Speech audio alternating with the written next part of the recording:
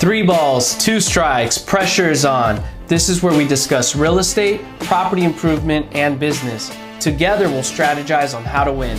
Welcome to the Full Count. Okay, Priya, so I've been fascinated by your role, holding both the position of a Navy lieutenant officer and as a journalist. And I just find it, so enticing to know a little bit more about how you carry your day to day, considering all the pressures and weight you have on your shoulders. And I just want to know a little bit more about how you go ahead and, excel under pressure. Yeah, well, thanks for having me, Andrew. And that's a good question. I mean, I think at this point, I've been in the Navy now for 7 years. So it's become such a big part of just my everyday life that I, oftentimes ask myself, like, it does add a lot of workload to my week. But I can't imagine it not being there. I think I would feel kind of empty. So I think with anything else, it's just a lot of time management. But I would say that one of the things, especially with the Navy, is that things just pop up. So it's not like it's scheduled. You can't just be like, on Thursday, I'm going to devote 3 hours to the Navy, because a lot of what we do is administrative stuff to make sure that our unit is ready to mobilize when we're called. And we don't get mobilized as a unit when you're a public affairs officer. You get mobilized one at a time. But in the reserve, we have our minimum requirements of having to serve 2 days a month and then 2 weeks a year. Those are the minimums. So we kind of constantly, in a unit of like 30 people, someone is on orders somewhere around the world. So we have to make sure, if something isn't going through with their travel or, they're having issues with their credit card, that someone's available to do all of that behind the scenes stuff to make sure that when they're, putting their uniform and they're overseas, that they have the support of the people behind them. So yeah, I mean, I would say it's a lot of time management. You just have to stay in constant communication with everyone. And then I will say that one of the nice things about the reserve is they understand the demands of my civilian job. So they kind of know that when I'm out in the field reporting, that I'm not necessarily going to be able to run very quickly to a computer and like plug my military ID in, which you need to do basically anything in the Navy. So there's sort of understanding of those constraints, which is nice. Now, was that an intentional aspect of what you wanted to do? Having both roles at the same time, or did it just happen naturally? So I always wanted to be a reporter, like ever since I was 16. So that was like my number one passion. And my journalism career has led me all over the world. So I started out in local news, then I went on to national news in Washington, D.C. And then it was with that network that I went overseas for 2 years. And I was South Asia bureau chief and correspondent, and I was posted in New Delhi. And that was like such a transformative experience of my life. Yeah, because, my parents are Indian immigrants. I had grown up going back to India a lot, but going there in the capacity as a journalist was completely different, because I was able to travel all over South Asia and see parts of the subcontinent that my parents had never even seen before. So I just feel like, as a first generation American, I was born and brought up here. I never thought in my life that I would have an opportunity to go back there and get to know my roots as well as I did during those 2 years. And while I was overseas, a lot of the people I hung out with were expats. So people from the US, the UK, Australia, all people who were living in India. And a lot of the people who were living in India were other journalists. There were diplomats, military folks. That's pretty cool. It was amazing. Yeah. And I mean, the cool thing about it is the common denominator with everyone who was there is they're all kind of like risk takers and adventure seekers and adrenaline junkies, because nobody just gets up and moves to a country like India unless you're like a tiny bit crazy. I see that. Yeah. So anyway, it was through all of those connections that when I came back to the United States, I was unemployed for about 8 months. And a lot of my friends started asking me like, well, what are your other passions? And I said, well, I love international relations. I love the concept of service. And I think that's something that journalists, we feel like we're serving our community. And so my friends actually encouraged me to apply to the State Department as a foreign service officer. So that's like being a diplomat, right? And working at different embassies around the world. And I was like, well, I would have to give up my news career, but all right, let me give it a shot. So I went through that process and I got accepted into the State Department actually 3 different times, got my top secret security clearance. And then they put you on a wait list, and then you have to get called up. But what's interesting about it is they rank you based on your score on an oral exam. However, if you know a foreign language or you're a military veteran, you get bonus points. So what ended up happening was, even though I had scored pretty well on the oral exam, all the people who were military veterans or had a foreign language, which I didn't have, were kind of beating me to getting off the register, is what they call it. While all of that was going on, I ended up getting offered a job from the Associated Press. And I was like, listen, news has always been my passion. Sure. I'm going to stick with news. So I went and I decided to go for that job. And I was speaking to some people that I know, and they were like, I don't know if you've heard about this thing called the Direct Commission Officer Program in the Navy, but basically they recruit people who have certain civilian skill sets that they think can augment the military. So they recruit in certain MOSs or certain specialties, and they recruit doctors, they recruit engineers, they recruit chaplains, nurses. One of the things they happen to recruit for is public affairs, which is what I had gotten recruited into the State Department to do. Sure. So they were like, security clearance as well. Yes, exactly. But the weird thing about government security clearances is the State Department and the DoD don't actually talk to each other. Their security system, so you have to go through the process all over again. Yeah, but so I went and I went and talked to a recruiter, and I remember at the time thinking, like, this is crazy. Like, I never in my life thought I was going to wear a uniform, be in the military. I grew up in Massachusetts. It's not like a place where there's a ton of people who went into the military, or there's a lot of veterans. No one in my family was in the military. And I think that's one huge, it's a statistic too, that most people who have served have a family member. That's what I normally see. Exactly. In most cases. Yeah. So here I am, like someone who grew up in a place where there's no military. No one in my family has served. I always thought, I had a lot of preconceived notions. I hate to admit it, that military people were like brainwashed. And then I especially thought that, given my role as a journalist, I was like, hey, we're taught to question authority. Sure. And to hold the government accountable. As you should, yes. Yes. But then how, on the flip side of that, am I going to be a public affairs officer in the Navy? That seems like it's doing the exact opposite, right? That you're speaking on behalf of the Navy. Yeah, exactly. And so at first I was like, this seems like a huge identity crisis and a conflict. And how can I overcome this? But then I spoke to some people who were both journalists and Navy officers, and they were doing public affairs. And they sort of told me, you know what, Priya, it's not really a conflict of interest. The only thing that'll happen is, if you're really dedicated to being an objective journalist, you're not going to be able to cover the Navy or the Department of Defense anymore while you're serving, because you are like earning a paycheck from the DoD. So anyway, I applied, and the whole process took around like a year and a half, I want to say. And then I found out I was selected. And at the time, I don't think I totally understood how selective the process was. So I feel really fortunate that I was selected on my first try. And I have to say, good for you. I think if I hadn't gotten in on that first try, I don't know if I would have done it again, because it all seemed so random at the time. But thank God that I got in. And it was one of those moments where I thought to myself, I can either go for this or not go for this. But I think if I don't go for it, there'll always be a piece of the back of my mind. Yeah. Where I'll be like, what was that about? Sure. What could that have been? So, I raised my right hand, took the oath of office to be a naval officer, shipped off to Newport, where you had your officer school. And I had like literally no idea what I was getting into, but it exceeded like all of my expectations and more. And it's completely like changed me as a person and as a journalist. Wow. Yeah. So then it's 2 days out of the month and then 2 weeks for the year. Yes. Okay. Now, what's the day-to-day like being a lieutenant officer, right? As in the public affairs? Yes. So what does that usually look like though? So for our drill weekends, we're doing a lot of administrative stuff. So every year we have what we call GMTs. That's general military training. And we learn things about cybersecurity and just different situations that arise in the military that you have to be like trained and ready for. So, and honestly, those get a little boring. I don't think that's a controversial thing to say, because it's like we do the same trainings every year and we do it at the start of every fiscal year. So every October rolls around and it's like, oh, here we go. We have to do our 20 GMTs. So that takes up a lot of time, but essentially you're all assigned to a different area of the world. So currently I'm in 7th Fleet. And so a lot of our area of operations is around Japan, Yokosuka. There's big naval fleet concentrated area there. So we learn a lot about our AOR.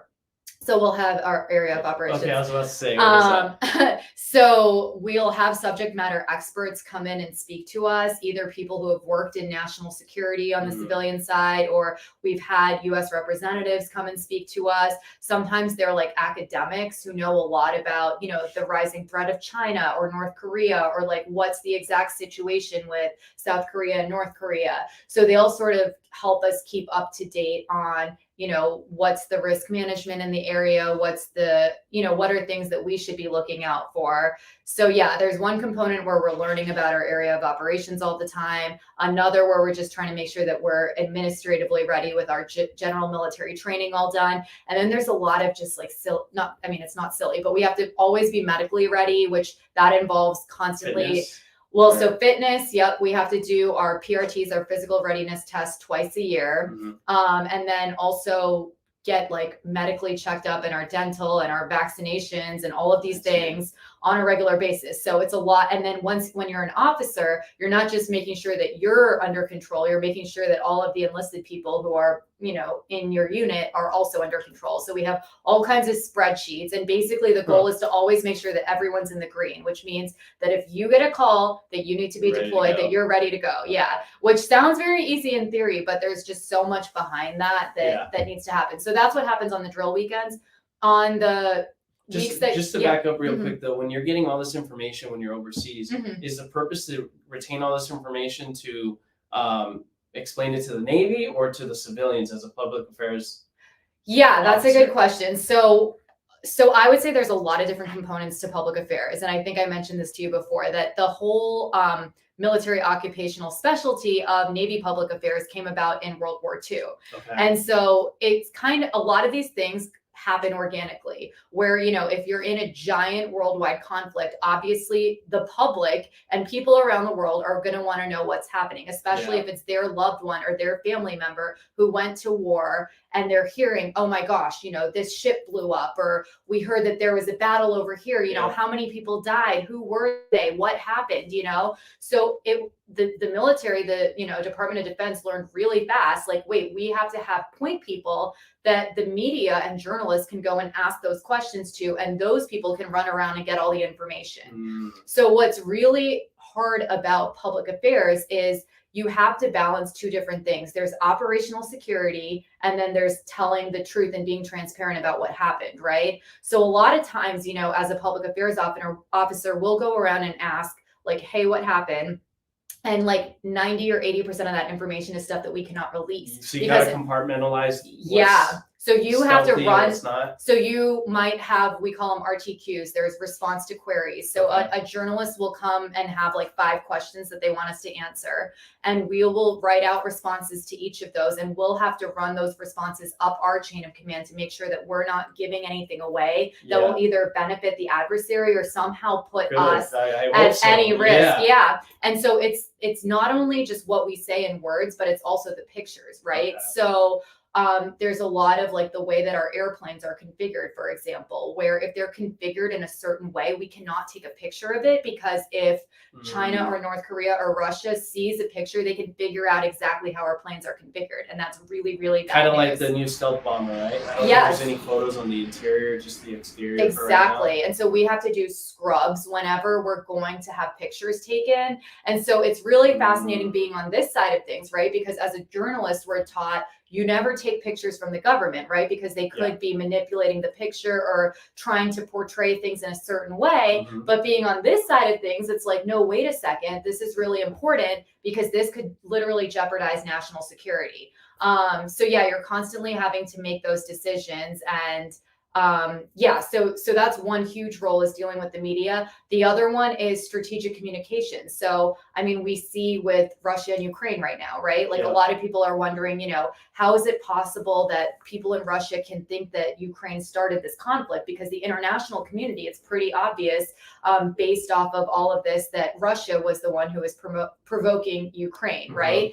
But that's all internal information. Like Russia has pretty much, like a bubble, right? Yeah, they're in a bubble. They're just being fed propaganda.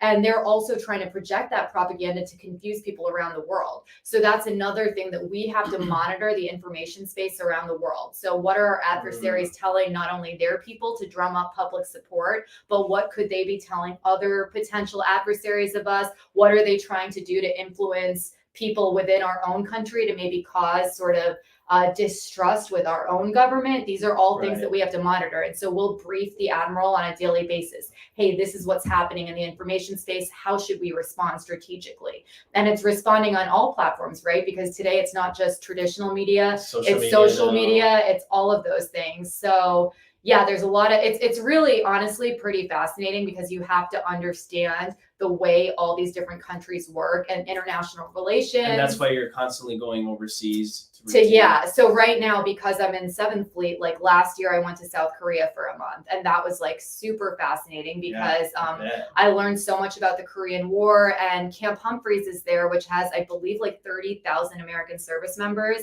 And I stayed there for a few weeks, and I mean, it was literally like being in an American city in Korea. No way. Yeah, and it was just fascinating because then I went down to Busan, which is where their Navy is, the Korean Navy, because it's on the ocean. And there was definitely a language barrier between the American Navy and the Korean Navy, but there were some folks who could speak English pretty well. And it was just really interesting to hear their perceptions of the United States. What was it like? Because some people were like really weirdly anti-American, which I found to be. The South Koreans? Yeah, I mean, not like. The military South Koreans? Yeah. Like, okay. And I mean, they have required military service, by the way, for 2 years. Like so mandatory. Yeah, like mandatory. Yes, exactly. Because we're all.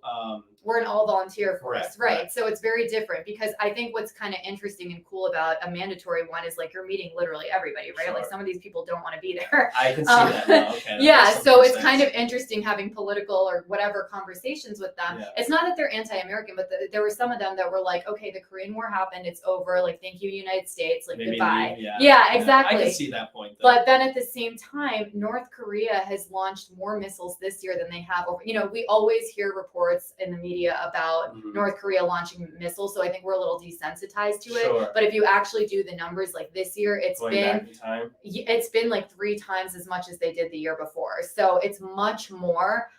Kim Jong-un has more confidence, it seems like. I guess so. And so that's what's like really fascinating about that whole little island, essentially, is that like they're kind of in this weird perpetual state of war that they've been in for like decades. And they're sort of at a standstill right now, but it's like it could explode at any moment. You don't know. Yeah. And so it's probably good for them to, in my opinion, have all those American service members right there.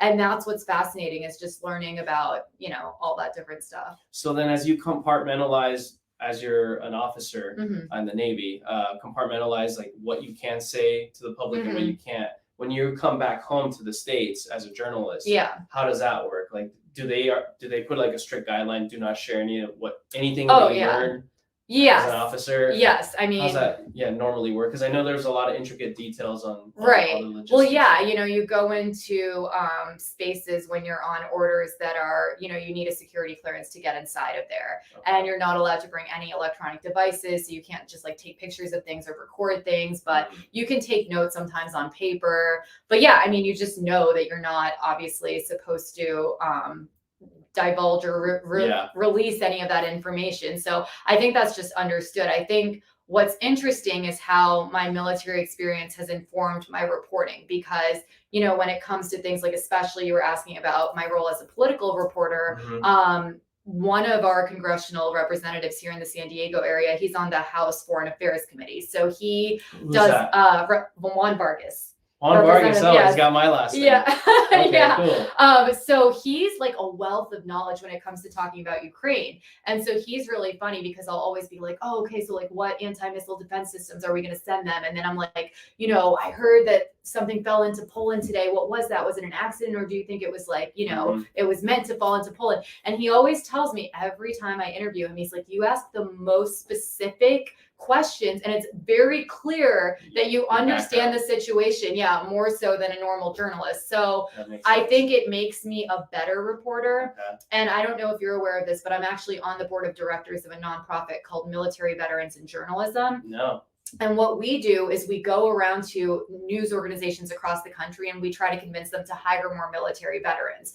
Because what's interesting is in my military job, all of our enlisted folks in all of the branches, the Marines, the Navy, Air Force, Army, they shoot and edit video. They take pictures, they do interviews, they write press releases, they're writing stories for like the base newspaper. These are all the same exact skills that you use in a TV newsroom or a newspaper. So it's a good transition out of military if that's what you decide to do, or do both like you're doing right now. Exactly. And it's not just that too. It's like these people have that ingrained sense, like I was saying, where they want to serve their communities. That's why they wore a uniform. They're adrenaline junkies.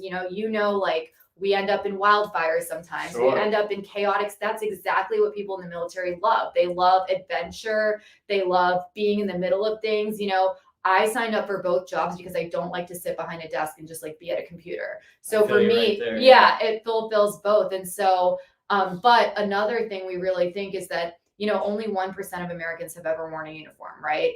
I didn't know that. Yes, it's a very small percentage. And so, but there's so much that goes on in our news right now that relates to the military in some way, whether it was the U.S. troop withdrawal from Afghanistan last summer. Like we remember that whole, situation. That fiasco, that was intense. Yeah. I could say some words about that. Can you or no? Well, I was gonna call it a shit show, but I didn't know. I mean, it really was a shit show. It was a shit show, and but it was funny watching journalists do these interviews and trying to ask questions. And so, I host this show called Politically Speaking. Yeah.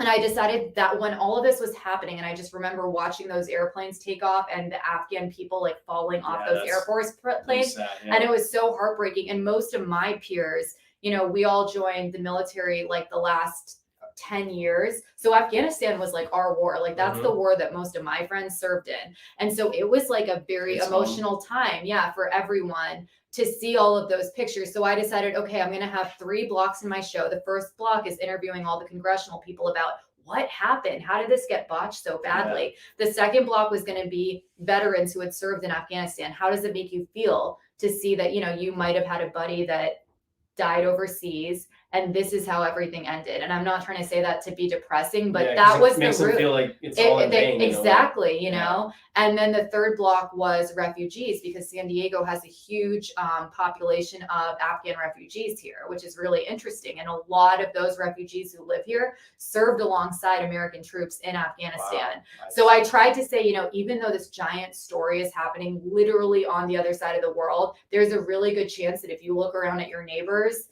there's someone who was maybe a refugee who's here because they helped American troops. There's someone who was maybe a service member who served over there. Yeah. They're somehow related to Afghanistan, because in San Diego, there's just so many ties. That's where you're a political reporter in San Diego. Right? Yes, exactly. Yeah. So, I mean, I try to take world issues and localize them. That's kind of like what I do in my civilian job. So that's what kind of gives you the advantage of being a service member and a journalist at the same time. Yeah, I think so. And then I also tell people all the time that, I've lived and worked in Texas and Southern California, which both have really big concentrations of active duty military and veterans. And I think, right now, I don't need to tell you this, but there's a huge distrust in the mainstream media, right? Yep, and our credibility 100%. And our, all of that is at an all-time low.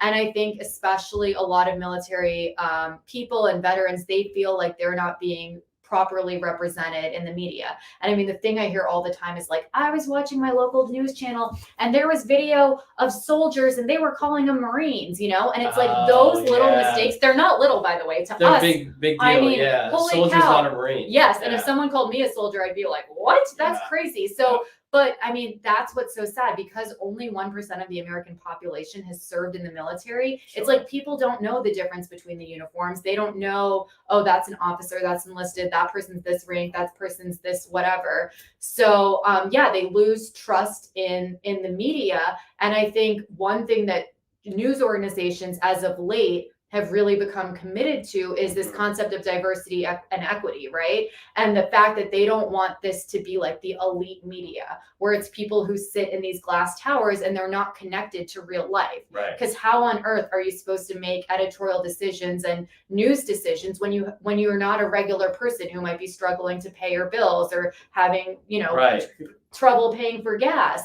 So another thing I've noticed just by wearing a uniform is I've had a lot of military folks coming up to me just telling me about like how hard it is to find childcare when they PCS, permanent change of station, to a new location. Or, real estate is actually sometimes a huge problem for folks because they're coming and going, and oftentimes they're getting orders like that. Right. And so they're suddenly like, oh my God, but They I can't just really- bought a house. Yeah, they can't And really then- put their feet down. Yeah, and stay but- long term. You get BAH, which is basic assisted housing allowance or something, or Mhm. basic housing allowance.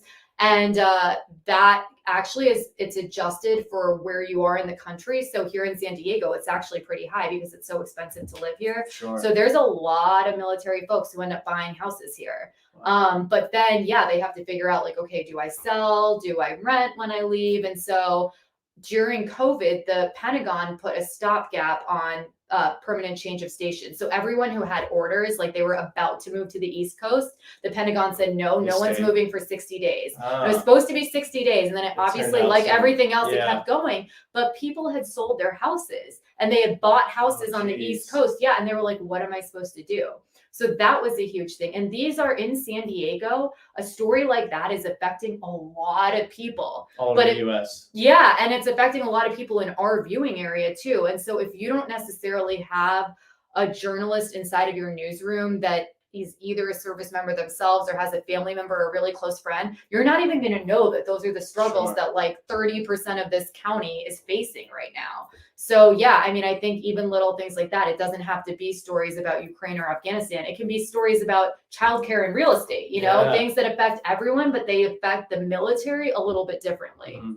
So that's why you have that advantage to, service the news industry. Right. Yeah, I think so. And that's what we try to tell people is like, and I think it's a lot of the same, the way that it is in the news industry. We work the weekends, we work weird hours, we work on the holidays. It's the same thing in the military, Yeah. like if you're overseas on a deployment, you don't get to go home for Thanksgiving or Christmas. That's where you are. Mm, So that whole lifestyle of like, this isn't a job, you don't clock in and out. sure. This is a passion and this is a lifestyle. And, in the news industry too, you end up moving around a lot. That's exactly what these folks have done. And so I think before I joined the military myself, which for me was in my 30s, which is really different than most people, Mhm. I had already been moving around so much. And because, like I said, I was living overseas, I naturally gravitated Normal towards a transition. lot of military folks. They ended up becoming my close friends Nice. because I was like, oh, you guys have had a really similar life to me. Yeah. Then I was like, these people are fun. And then, I ended up joining myself. So, Wow. yeah. That's so interesting. Yeah. And now I see there's so much interplay of memorization that you have to have in the military in Mhm. terms of like the protocols, all the administration things that you were talking about, Yeah. as well as like being live on air and like you'll do a breaking news story and you have to retain all this information. How does that work? Because in order to like be able to retain so much information, memorize it, understand it, and then communicate with the public, is there like a process that you do? Do you write it down, note cards, or how's that work? Because I think that's really important for people to understand. Well, so I always tell people, especially like young reporters, that the best way to do a good live shot is to actually really understand what you're talking about. So, That could be hard though, considering the stories they could be a multitude of yes, things. but that's why, I think for me, especially when I was a younger reporter, I was so afraid to be like, I'm sorry, I don't understand what you meant. Can you say that again? Or like, wait, what exactly? Because I was so worried about looking stupid. Yeah, so And you constantly ask for clarification. Well, I was afraid to back then. So Oh, someone would give okay. me a really jargony answer full of words. And honestly, if I were to look back on that interview from like 10 or 15 years ago, I probably still wouldn't understand it, So the key is to be humble. It's okay to be like, I don't understand what's going on, but make sure that when you're in that moment where you have to deliver information to people, that you do understand it. So another thing I've gotten really good at is I've had editors and mentors and people along the way who have like edited my scripts, and I'll try to anticipate, well, what are they going to ask me? They're going to ask me, well, So being a okay. little bit proactive. Yeah. So, if I'm doing a story on short-term vacation rental applications for licenses, one question someone might ask me is, well, how many people applied and how many people are going to get a license? Which sounds very obvious, but I literally did this story a few weeks ago. A lot of other journalists in town did that, and they didn't answer that. They didn't ask that question. I did ask that question, and what I ended up finding out, which was mind-blowing, is that there was 15,000 licenses or something they were going to give out, and they only got 200 applications. So I was like, wait a second, Wow. this changes the whole story, right? Right there. Yeah. Well, right. I'm like, well, that means you're not even going to have a lottery because you got way less applications than the number of licenses. Yeah. So then that changes. Why didn't you guys get enough applications? Oh, it's because the information wasn't apparently being out there. So listen to the people that you're interviewing. Okay. Listen all the time, because you never know what they're going to just drop, and that can change everything. And so I've seen that so many times where I'll team up with a reporter and I'll be like, you go do the story. And then I'm going back and listening to the interview and I'm like, oh my God, it's like they just said, you know. So they miss it. They just miss, yeah, because point. they're so focused on, wait, what was the next question that I wrote down on my paper? And it's like, but you need to be, and I think this comes with experience and having confidence too. So you have to be humble, but you also have to be confident. So it's kind of like a little bit of a balance. Yeah. Okay. You have to be humble enough to be like, I don't understand. Please explain it to me again. Okay. But you know, you have to be confident enough that you understand when the situation's changing, and you understand it enough that you don't have to stick with the questions that you have on your paper. But aren't you on also like a time crunch when you're interviewing people? So you're not like, you don't have them there all the time to like constantly ask them questions. And you can quickly miss that point. But I always take people's cell phone numbers and I will bother them so much, because here's the thing. It's not just about this one person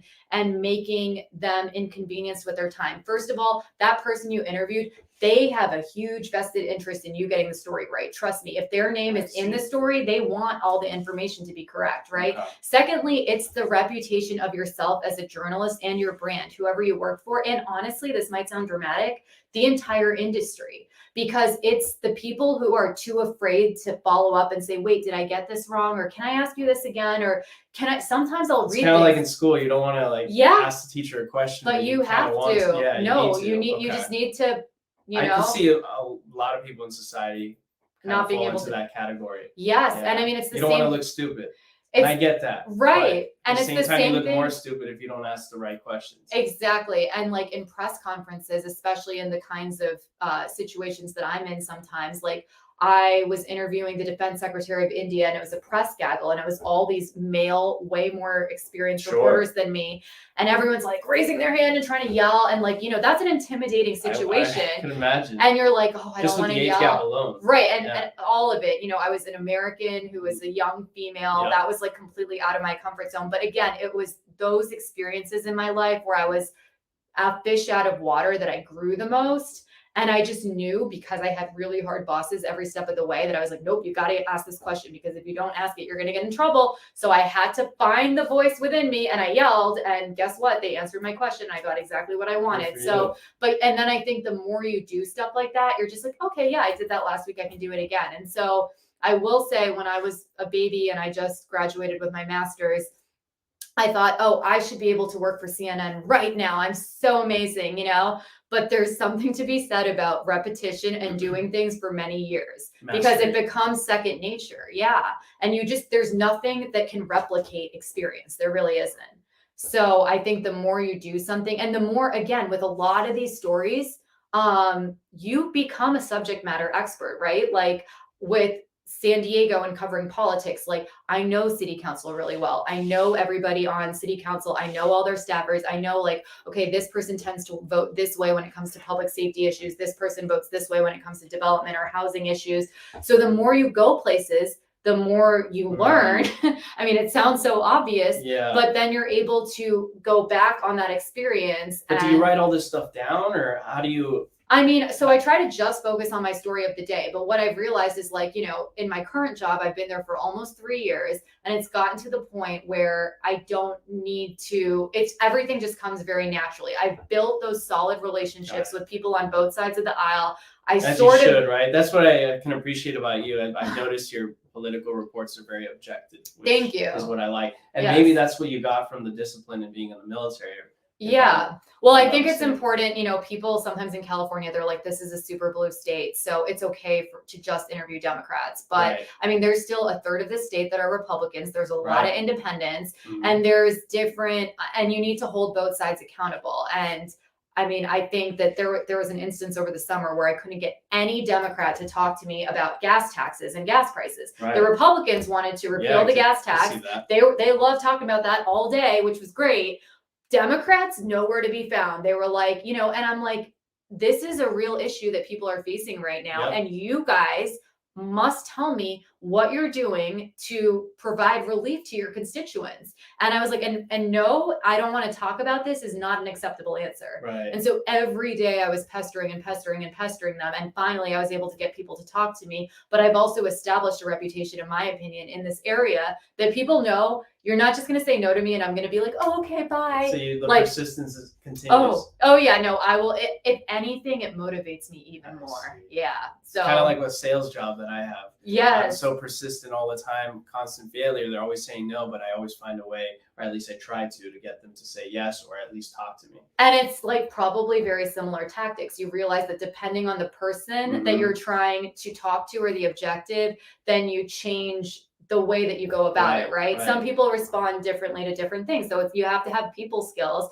you have to be flexible, and you have to pivot. So yeah, I mean, all of those same life skills apply to this too. Yeah. Yeah. And now in terms of like you being a lieutenant officer, how many people are under you in terms of your command? Like, how's that work? I don't know much about the military. Yeah. Well, it totally just depends. It's pretty amazing considering you're a lieutenant. Yeah. I mean, so the first few ranks just usually comes with time. So as long as you're still breathing and you've met all your requirements, you can get up to lieutenant, which is an 03. Okay. It's 04 where things become a little more selective, but a lot of people say that lieutenants are the best rank in the Navy. It's the equivalent of a captain in the Army and the Air Force, and the Marine Corps.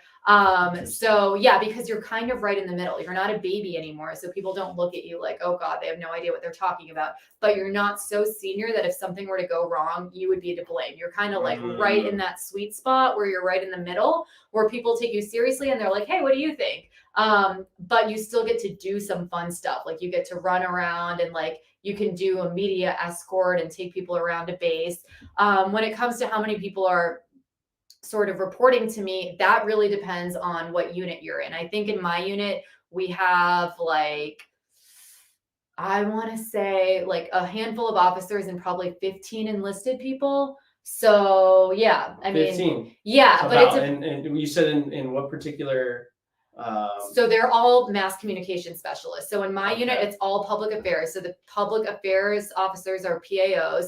And in the Navy, the enlisted people who belong to that same occupation are called mass communication specialists. Got it. But when I go overseas is really when that matters more. Like I was in Thailand for a month, and I was in charge of a combined joint information bureau, or actually it was just a joint. So combined is when you're working with the military of another nation. So if you're working with like the Thai military and the American military together, it's combined. Joint means it's all the forces together. So the Army, Air Force, Navy. So I was the assistant officer in charge of a JIB that had like 10 enlisted people. And it was our mission to cover basically an entire part of Thailand during this exercise. It was like a joint exercise between Thailand and the United States. And there was a bunch of other countries that were involved in it. But basically it was like us sort of flexing to China, being like, hey, what's up? Here are our friends in the neighborhood, you know? And so there was so many things happening. There were airplanes going up in the sky. There was Thai Marines training with American Marines.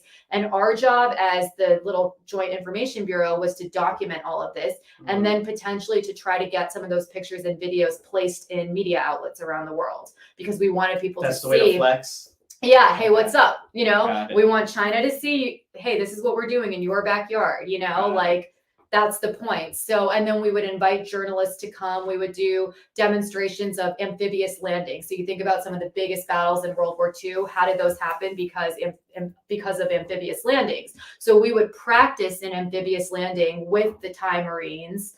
And so that's what an exercise is like you're training alongside your allies and making sure all of your stuff is synced correctly. You guys can communicate correctly. And then our job as public affairs is to document all of that, to make sure we're telling those stories. And so, yeah, that was really fun. I had Air Force, Marines, Army, and Navy people all in our little jib. And, it was like running a little bureau, like a news bureau. So having done that in India, it was like kind of the same thing, except everyone was wearing a uniform.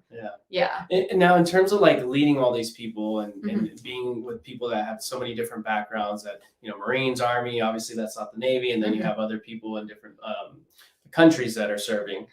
In terms of like leadership, does the Navy prepare you for that, or is that something like within you? Because like I've read a book, Jocko Willing. I don't know if you, I'm sure Yeah, you yeah, heard of of Navy course. Yeah. SEAL. Extreme ownership. He's all about like taking full responsibility and Mhm. stoicism and Yes. not complaining and things like Oh that. yeah. Does the Navy teach you that like straight from a book, or how's Right. that work? Yeah, so I don't think it's a book really. I think it's more of a culture, I guess Okay. I would say. But yeah, definitely complaining is not looked upon favorably. Right, right. But yeah, I will say that I do. So I have been in a lot of officer leadership classes. One of the Okay. interesting things is like we'll do. Have you heard of Myers-Briggs? Those personality Right. tests. Yes, I have. Yeah, so we'll do things like that, and it really teaches you how to understand yourself and what your expectations are, and then how you communicate with people of different personality types. So my first day of that class, it was a bunch of officers who were different things, like surface warfare officers, intelligence officers, public affairs. So all people who did different things, not just my kind of specialty. We all took this test, and then for the rest of the class, they made us have that little whatever our ENFJ or whatever came out of the test. We had to put that on our desk, and then we had to learn how to communicate with everybody around us based on their personality types. And I thought that was super interesting because I think that's something that isn't really taught Sure. oftentimes. You're just sort of, it's trial and error sometimes with humans. But I think that taught me a lot about, adjusting the way that you are depending on the type of person that you're dealing with. But I think a big thing too is, a lot of, especially the younger enlisted folks, I mean, they're 18 years old. This is the So first young. time they're away from home. Yeah. And like, sometimes I joke that I feel a little bit like a mom or a babysitter because for a lot of them, it's like when I was in Thailand, I had an 18-year-old, for example, we were staying in a hotel at one point and he just didn't know because he had never really stayed in a hotel, I guess, like how to connect his phone to the hotel Wi-Fi. Oh, Don't yeah. ask me why he called me. He could have asked like his roommate or something else, but he called me. And so a lot of times it's little things like that, just like keeping track of everyone, making sure everyone's on the buddy system. And then, I mean, 18-year-olds are going to do what 18-year-olds are going to do, right? And so it's I like, remember those days. exactly, yeah. And so Did you some have to crazy make things. sure that, you need to have rules, enforce the rules. There has to be, and I mean, at the end of the day, those are the people that you're accountable for those people. You need to make sure that they're okay mentally, physically, emotionally, all of the things, and that's another thing that we learn a lot about, just seeing warning signs if people are having anxiety or depression or, we think there's something going on in their personal lives that's going to affect them in the workspace because the workspace isn't a workspace. It's like you're all living and breathing with one another. So I think that adds a whole other layer of like stress. And there isn't a lot of separation between, okay, this is something that's going on in my personal life and I'm just going to like leave it aside while I'm at work. There isn't that separation as much in the military. As opposed to like being a journalist, because yeah, you go to an office and you do your 8 hours or whatever it is. You do your 8-hour job, and then there's the rest of your life, and it's not so much like that in the military. And that's I think why you hear about things like we're a family and those bonds because you're stuck in these random places like a jungle in Thailand. And the only people you can rely on are the people right next to you. And these are the only people that speak English. You're all wearing the same uniform. You're all on the same team. Yeah. And so those are the people at the end of the day that it's just like, you look back on those experiences and you're like, I don't really know why I feel so connected with those people, but it's just like, that you went through something that sometimes when you come home, people are like, oh, so what was it like that month in Thailand? And it's like, how do you succinctly explain what happened in a few sentences? It's like the only people that truly get it were the people who were there. Okay. Yeah. So now, considering all the traveling you've done in your past, even before the military, and even now with all the breaking news that you do, and then the constant, going around, considering North Korea is getting, more confident to some degree, and then things going on with China, I'm sure you've undergone some obstacles in your life. As you know, this is full count. Full count's like 3 balls, 2 strikes. Usually, you're the batter up on the plate by yourself. Okay. All eyes are on you. And you're either the pitcher's going to throw the ball and either you're going to strike out, so you fail, you're going to get on base, which is a success, or you're going to foul the ball and continue to be up there by yourself. Have you had any types of situations in your career where you had to, face an obstacle and overcome it, even recently or years back? I mean, I would say that there's been a few different times, and they all are sort of the same theme, I guess. And I mean, they're not that dramatic, but I guess the most recent one was I had a job here in San Diego, and I don't even care if people can figure out what I'm talking about. I'm sure some of your friends will. That's okay. It's fine. I think it's important to tell the truth because, that's the only way you can learn. And I'm not one of those people who likes to hold a lot of information inside because I don't understand what the point of that is. If someone can learn from my experience, then that's great. If not, that's fine too, but I can try to connect. I decided to apply for a promotion at a job that I had. And what's interesting was I was doing the job that I was applying for months on end. And so everyone thought, oh yeah, she's obviously going to get the job because she's the backup and she's been doing it for months. So I applied, but I took it all very seriously. Like I wrote out a new resume. I prepped for the interview. I was watching old stories, so I'd have talking points. Anyway, there was 4 people who applied. It was all internal, and they narrowed it down to 2 people, and they told me you didn't make it to the final 2.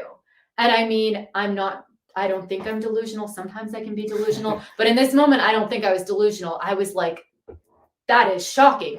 That's completely, I can't believe. I mean, I guess I could understand if I didn't actually get the job, but to not make it to the final 2, considering you were already taking on the role. It literally didn't make any sense to me. And to a lot of people who worked there, they were like, you didn't make it to the final 2. That's insane. So anyway, I was obviously furious.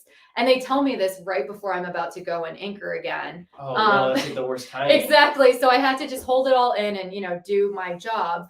But afterwards, I mean, I was really frustrated. And so I went and spoke to the managers and I was like, this is, and so what I suspected at the time was that I was really good at being a reporter. So why would they give me that opportunity to be an anchor, right? Because a lot of times when it comes to newsrooms or any sort of team environment, it's very complicated, right? You have to put people in different roles. And sometimes, sadly, if you're very versatile and you can sort of plug any hole, you're not going to get the hole that you want, right? So yeah, I was really upset. And at the time I was like, this is the end of the world. I'm so devastated, and then they tried to appease me and give me some made up job that they said was like a promotion. But in my mind, I was like, no, you've just done this to appease me.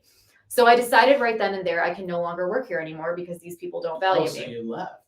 I mean, I pretty much was like, I'm going to leave in the next 2 weeks. Okay. And I ended up getting the job that I have now. Nice.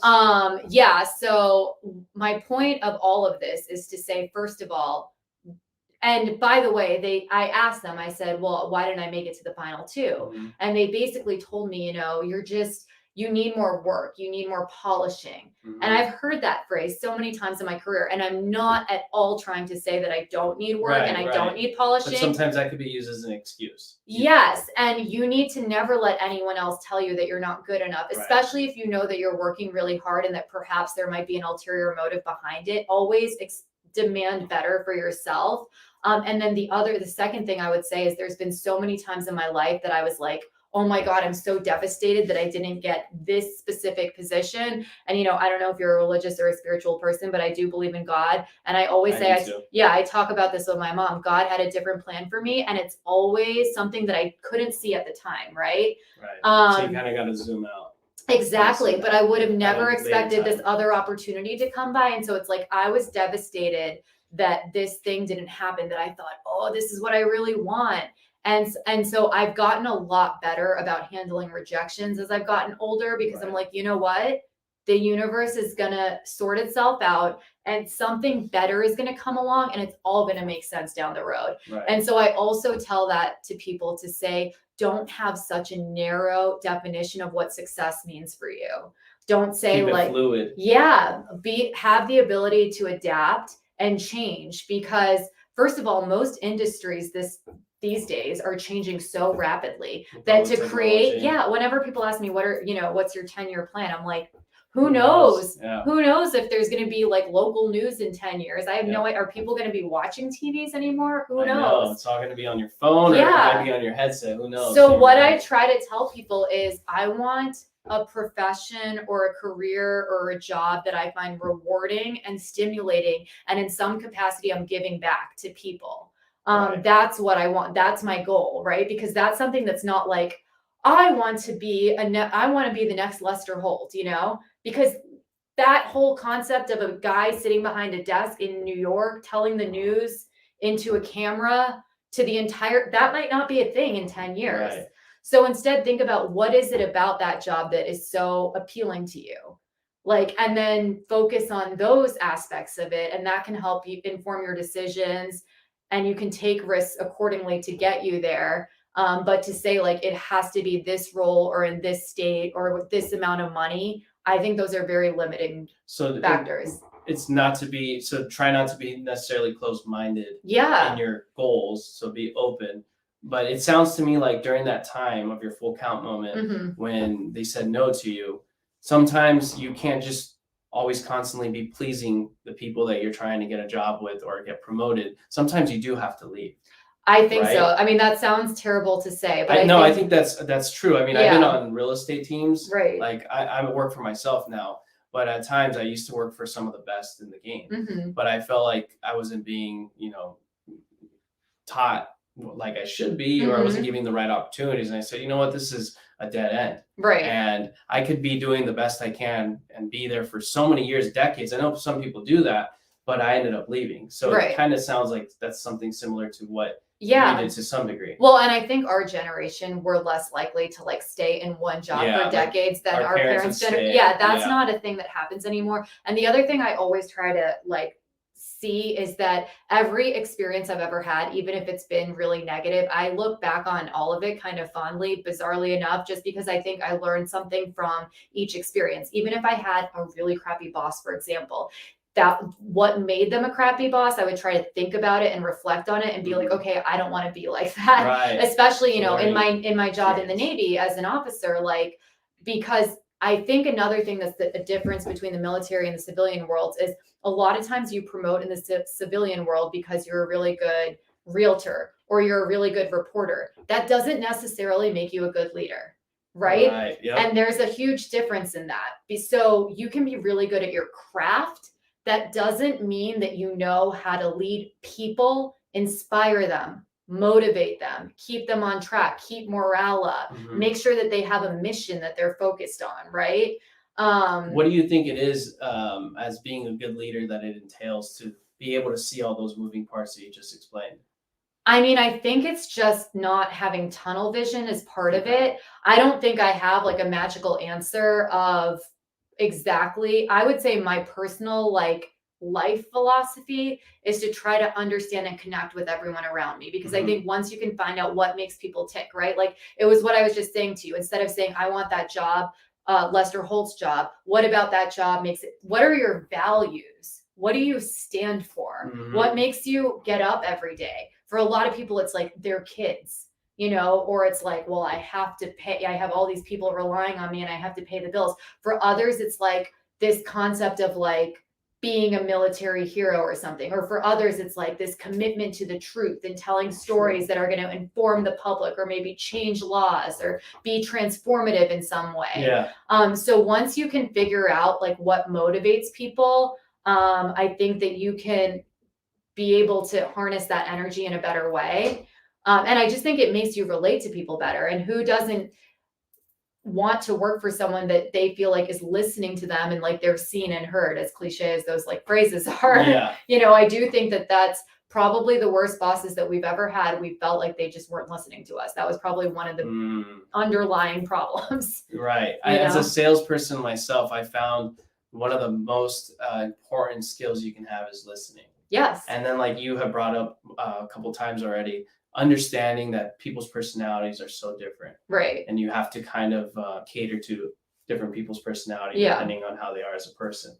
And you mentioned that I travel a lot, and I think the other thing, Cultures. well, yeah, the other thing I tell people though is they're like, oh, you were in Nigeria for several months, you've been in Russia, you were in South Asia for years, then you've been all over the United States, in red states and blue states and rural places, urban Most people places. never leave their even city sometimes in Right. America. And I feel very fortunate and blessed that I've been able to live in all these different places, but people are like, isn't that complicated? And I'm like, okay, so what's funny though is all people are the same no matter where they live. They all like want love, happiness. They want to be able to survive. Those are all the things, like the pursuit of happiness, right? We talk about it when we talk about the history of the United States. So yeah, because people are like, how have you been a journalist in all of those places? And I'm like, the stories that have done the best in every place I've ever lived are always about something that, when you boil it down, it's about something very simple. It's about a person and their desires and their needs, and those transcend cultures, continents, places, all of it. The story I won the Emmy for was a man who was hitchhiking to get chocolate during the pandemic, a 93-year-old man with a walker walking down the street, hitchhiking to get chocolate for the love of his life, because it was a nightly tradition. And a realtor, actually, cool. The realtor was the hero of the story. He stopped, picked up the 93-year-old man, took him to the dollar store, and he got Hershey chocolate for his, and then the two of them, for the love of his life, the realtor and the 93-year-old man became like besties, and the realtor started I did see that. Yeah. They stay in touch now, right? Yep. He takes them grocery shopping. That's a way to really build community, and I really appreciate it. But when I explain the story to people, they're like, what, an old man wandering down the road? But the point of the story was about love and unexpected friendship. And that's something that, that makes you feel something, right? Right. Well, isn't that some of the type of stories as journalists you kind of want to constantly bring out to the world? Because a lot of people are, things like that, because a lot of people are always like, it's always negativity on the news and things like that. And I don't think that's always the case, but I think what we're taught, at least in journalism school, and I think this just as a viewer, when I consume information or media, is you want to feel connected to someone, right? So, for example, speaking about real estate, I was sent to a press conference, and I was talking about the race gap in home ownership in San Diego and across the country, right? Like there are so much less Black homeowners in San Diego versus white, or basically any other demographic. So anyway, it was actually, I believe it was Wells Fargo or some bank that was doing this press conference, because they were basically investing money in certain cities across the United States to try to, bridge that gap and to get more Black homeowners, right? So anyway, I'm at the press conference, and it's all these people in suits and like bankers and realtors and, all of you lovely people. Okay. But we are pretty cool. Yes, sometimes. It was great. But in my head, I'm like, this doesn't really explain what we're talking about. Right. So then I started calling around with realtors, and I was like, hey, have you ever worked with like a Black client who just maybe felt like homeownership was like out of their reach? They were like, yeah, actually there's this man, he's great. He's in his 70s. And I went, and he was in this beautiful little home that, he was paying like such little rent for it because he happened to know the owners. But yeah, he just started telling me how like nobody he knew growing up ever owned a house. So he just never thought it was something that he could own. So anyway, I interviewed him, and it was the weirdest thing, because the story assignment was to like go to this press conference with bankers. No one would think that's a story that anyone was going to remember. But because I found that man, and I sat on his porch, and he was in his rocking chair, and he was talking about, I just never thought. I got so many emails about that story, but that's the difference, is like, I went and found that man who that was his real existence and his reality. And people could feel something. They were either like, that's not fair, that man should be able to also own a home, or like, oh my God, yeah, in my growing up, in my culture, in my neighborhood, nobody owned a house. So I just never really thought about it, So I think that when you find real people who are impacted by the issues, you're able to talk about those issues in a way that makes people remember it. Yeah. No, that makes total sense. Yeah. Now, going back to the Navy, considering what you do, and considering you've been overseas so many times, have there been any close calls that you've had?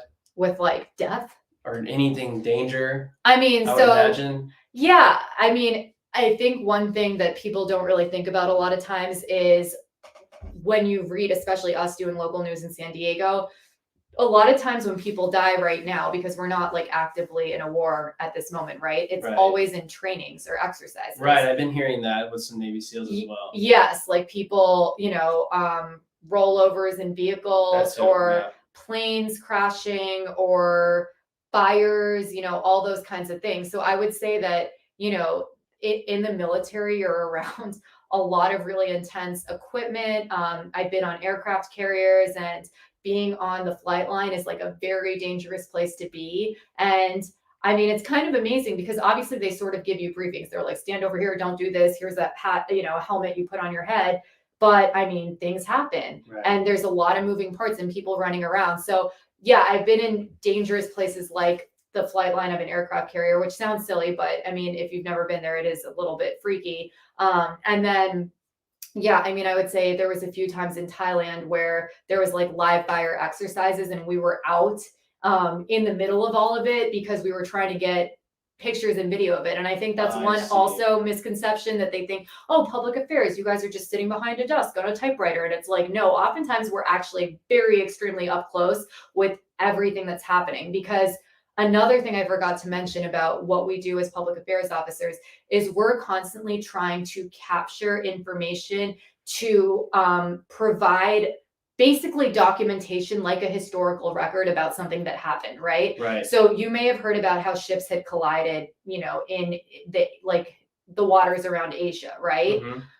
What can happen, which I've sort of alluded to, is, you know, the Chinese or the North Koreans, they can position their ships or vessels in a way where it looks like the United States provoked the collision or something like that.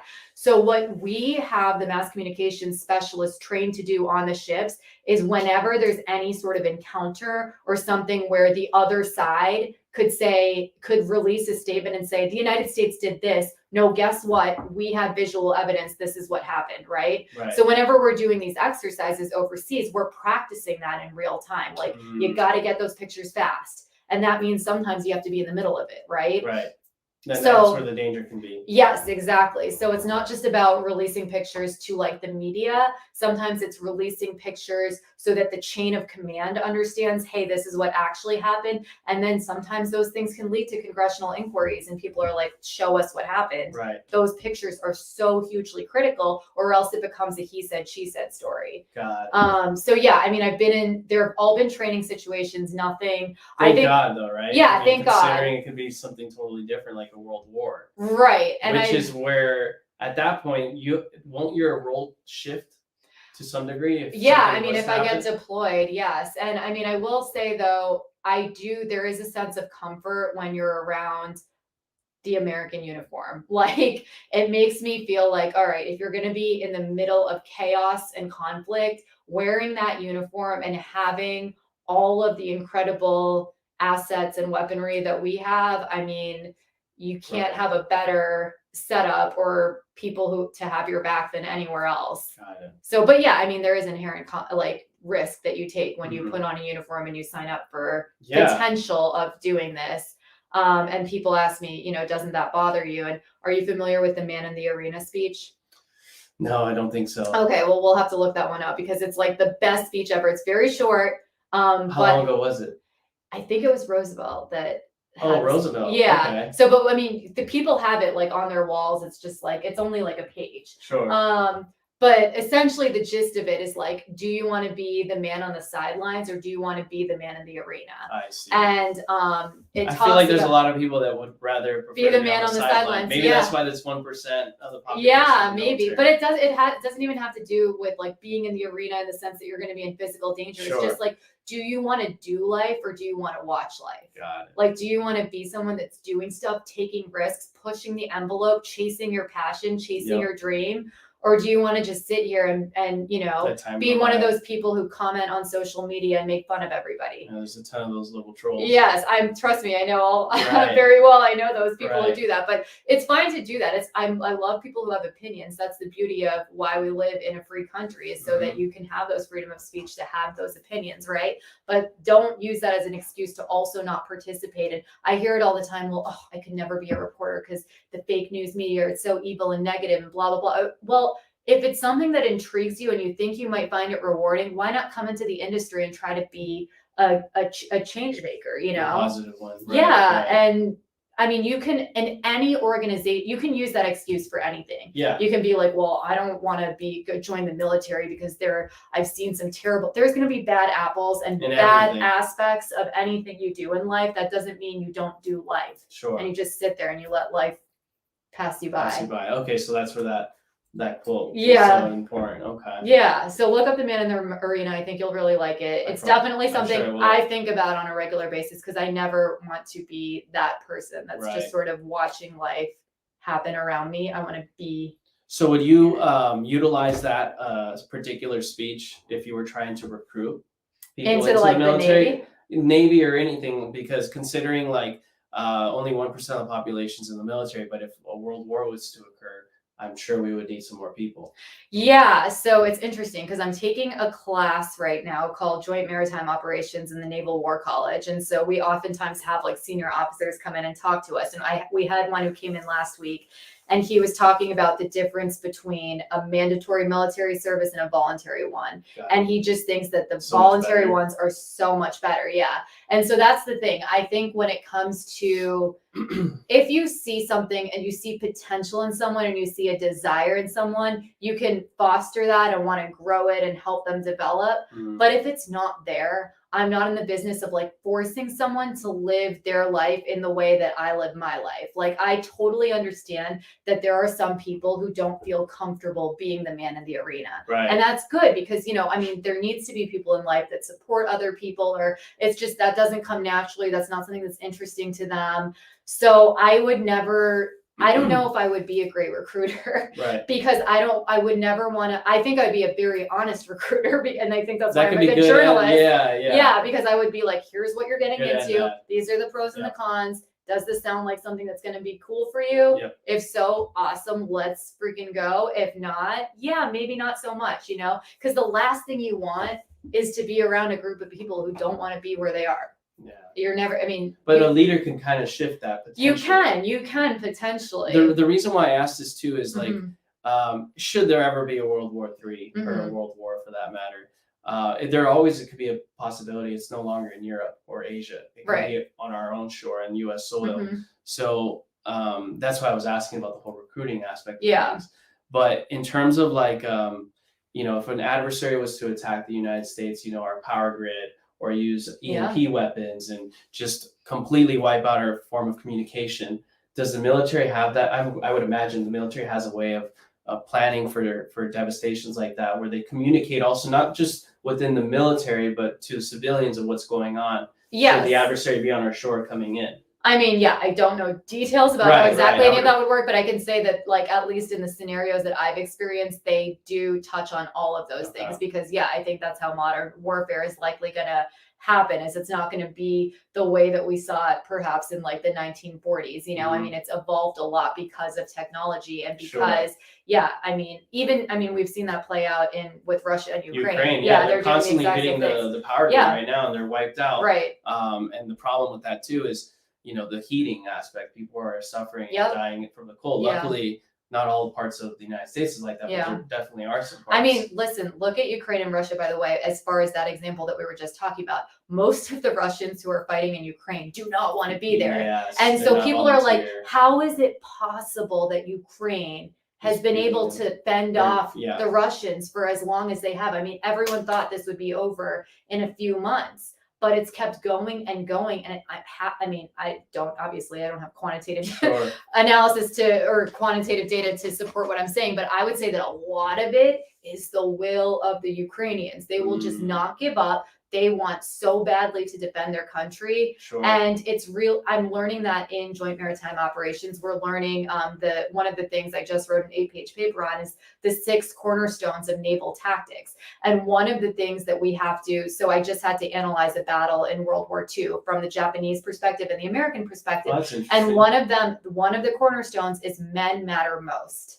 And it talks about that not quantifiable. It's like this intangible thing about the will of the people. How motivated are they? And what basically this Captain Hughes guy who wrote these 6 cornerstones is saying is that it's those intangible factors that can be the deciding force on whether one side or the other wins a battle. I see. Yeah. So sometimes, I mean, you would think this side, oh, they have 7 more aircraft carriers in this side or whatever it is. They're obviously going to win, but you would be surprised. You never know. That's why the whole concept of David and Goliath, it's like transcended time, because sometimes the underdog ends up winning, and it's like some weird mental determination thing. Right. Okay. Yeah. But I mean, I would say, like, you know, if someone were to invade the United States, I don't think we should have a mandatory military service here, but I do wish that Americans would travel more if you can. I get that it's really Good. expensive, and yeah, it's something that maybe people can't afford to do, but just learn about other cultures in whatever way you can and inform yourself about what's going on in the world. Right. I think a lot of people have this attitude of like, it doesn't affect me personally, so I don't care. I've heard that with politics. I've heard that with the I hear that military. all the time. Yes. And you know what doesn't help? Like applications like TikTok. You're just Yes. saying entertainment. But if you use that, it's not even called TikTok, it's called something else in China. It's more of informative and constantly teaching the youth. Right. Here it's just kind of wasting your time scrolling and Yep. not really giving a crap about anything. Well, and I mean, I think you've probably seen this too in my business, sadly. A lot of journalists, instead of becoming journalists, they're becoming like on-air Advocates. personalities Oh, yeah. or brands. Right. And it's a lot of selfies, and it's a lot of Right. a lot about the superficial aspects of being on See that. TV instead of informing the public and wanting to be a true journalist and sharing information. And I mean, I think that really dilutes what the purpose of journalism was meant to be. So yeah, I mean, I would challenge people. I'm not saying you should join the military, but please like think outside of your little bubble. And I think it might inspire you to get more involved, whether that's putting a uniform on or just like even doing community service around like, you know, my mom used to always take me to different homeless shelters and we would cook meals and stuff like that. And I'm like, I feel really thankful, but it's because she had a mom who did that with her in India, you know, and she also used to bring me back to India as a child occasionally, you know, every 7 years so that I could see like, hey, these are your roots. These are where you came from. Never forget it, you know, and be grateful for everything you have in the United States and take advantage of your resources. Like don't squander it because not everybody has access to the things that you have access to, you know? Yeah. Wow. Yeah, no, that makes sense to me because I know a lot of people that don't even leave their own city, let alone leave the state, let alone leave the country. So if you just go to your adjacent state or, you know, another city within your state that may have a different culture or demographic, I think that can really benefit some people. And yeah, the times that I think you grow the most are when you're out of your comfort zone. Yeah. And you don't need to go like way out onto a different planet, but like dip your toe into the next That's why I'm doing this. I never like being on camera. I know, but see, and you're already, don't you feel like it's becoming becoming more of a natural thing in a way? Because like you were saying earlier, it's a matter of the experience, right? So like you should have seen my videos from like the past. It was not that very good, but it's definitely been getting better. And that's what's awesome though, because then well, Priya, I really enjoyed this. You gave a lot of good information on how to lead, how to really find yourself and not really be so narrow-minded like a lot of people can be. You know, so people can keep up to date with you and see your latest stories or see your latest trips to different parts of the world. What is your like social media accounts that people can find you at? Yeah, so my Instagram is at Priya Reporter. So PRIYA Reporter. Okay. And then my Twitter is Priya NBC SD for San Diego. So nice. Priya NBC SD. Yeah, I tweet a lot about politics and stuff. Okay, great. And then a little bit about the military stuff. Yeah, too. There you go. Go ahead and follow her. Give her a like, and also follow her, of course. And thank you so much for being on with us. Thanks for having me. This was fun. Thank you.